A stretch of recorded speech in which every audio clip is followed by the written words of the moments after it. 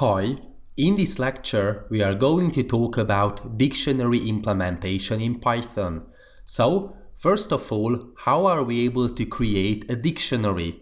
We just have to specify the name. For example, I'm going to assign the name dict to the dictionary, and we just have to use something like this. Okay, we don't need a semicolon, okay, it's optional. But for example, I would like to have string keys and integer values. For example, student names and associated student ages. For example, we will have the key Joe and it's going to have the value 14. So the age of Joe is equal to 14. Then we will have Adam with the age 26. Then we will have, for example, Emily with the age 56. Okay, so we have the keys and we have the values, the ages 14, 26, 56. Okay, this is what we have been discussing in the theoretical section, that dictionaries are able to store key value pairs. So Joe and 14, Adam and 26, and so on. So for example, if we would like to get the value associated with the key Joe, we just have to say that I'm curious about the value associated with Joe. So let's save it and let's try to run it. Okay, I'm going to use Anaconda. So Python dict.py is going to return the value associated with Joe. Why do we like dictionaries and hash tables in the main? Because we are able to get this value in ordo 1 constant time complexity, okay, if the hash function is nearly perfect, okay. We are able to update a given value. So for example, I would like to update, and for example, Joe had a birthday yesterday, so the age is going to be 15 instead of 14. So if we print out again the dictionary after the update concerning the Joe key, we should get 15. Okay, first of all 14 because we print out the value before the update and after the update. So as you can see, before the update the value is 14, after the update the value is 15. Okay, we are able to remove, so if we code the dict.clear, it's going to remove all entries from the dictionary. I'm not going to do this, but if you would like to clear all the entries, you just have to call the clear function. If we delete the dictionary itself, we are not going to remove all the items, but basically we are going to get rid of the whole dictionary.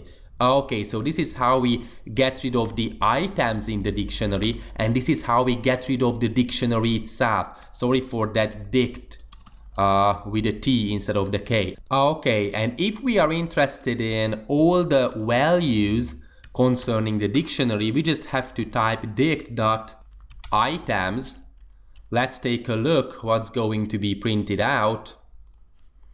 Okay, of course 14 and 15, but as you can see we have the dictionary items Emily 56, Adam 26, Joe 15. So basically it's going to return all the key value pairs. Okay, this is how we print out the items. How are we able to print out all the keys? We just have to print out the dictionary dot keys, okay, something like this. I'm going to comment it out, this one and Joe and this one. Okay, let's save it. It's going to return the key set. What are the keys? Joe, Adam and Emily. So let's see whether it's working fine or not. Yeah, Joe, Adam and Emily is going to be the result set. We are able to print out all the values associated to the keys. So I would like to print out the dictionary dot values, something like this. Okay, let's save it and let's run it.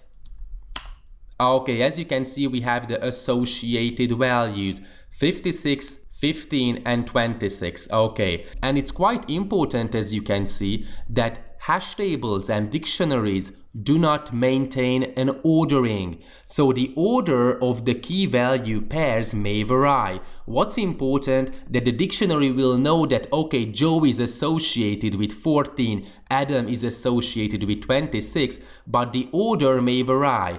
Sometimes Joe and 14 may be right next after Adam and 26. So this is why you can see that keys are Joe, Adam and Emily, but the values are 56, 15 and 26, which is not the valid order. Joe is not associated with 56.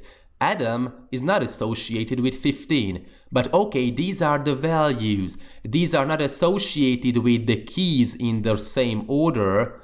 If we print out again dictionary itself, so the items, it's going to be in a valid order. I mean, all the keys are associated with the values we have defined. As you can see, Emily 56, Adam 26, Joe 15. But this is the main disadvantage for dictionaries and hash tables in the main, that this data structure doesn't maintain an ordering. Okay. So again, I don't want to repeat myself over and over again, but why do we like dictionaries? Because we are able to insert and we are able to retrieve. So basically we are able to look up a given value associated with a given name in ordo 1 constant time complexity. For arrays, it would be ordo n. For binary search trees, if the given binary search tree is balanced, it's going to be log n, and we are able to reduce these running times if the hash function is nearly perfect.